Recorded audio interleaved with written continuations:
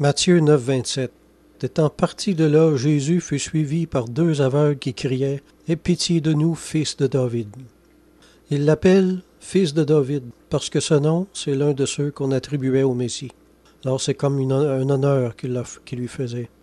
Saint Chrysostome commente ceci. « Des hommes privés de la vue reçoivent la foi par l'ouïe seul, tandis que les Juifs, dont les yeux constataient la vérité de ces miracles, refusent d'y croire. » Aujourd'hui, quand on parle de guérison divine, il y en a plusieurs qui disent « Ah, si c'est la volonté de Dieu de me guérir, il va me guérir. » Bon, le désir de guérir n'est pas assez intense dans ces cas-là, alors il se produit généralement rien.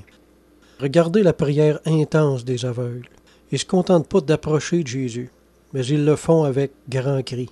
Dans tous les évangiles, on n'a jamais vu Jésus courir après les malades pour les guérir, presque malgré eux autres, là. Mais dans une foule de circonstances, ce n'est qu'après l'en avoir prié instamment que le Seigneur guérit les malades. La guérison, c'est pas quelque chose de cheap.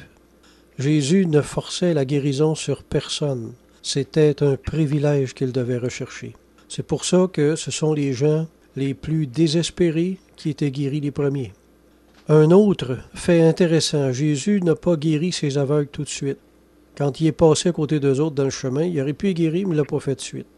Il les laisse crier derrière lui tout le long du chemin, jusqu'à ce qu'ils soient arrivés à la maison. Il y a une raison à ça. Quand Jésus faisait quelque chose, c'était toujours parce qu'il y avait une raison. C'était par inspiration de l'Esprit. Puis quand il ne faisait pas quelque chose, c'était par inspiration de l'Esprit également.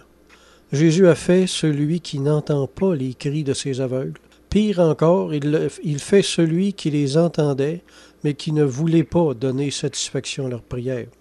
Les aveugles ne savaient même pas pourquoi Jésus ne leur portait pas attention, là. Mais ça ne les a pas arrêtés.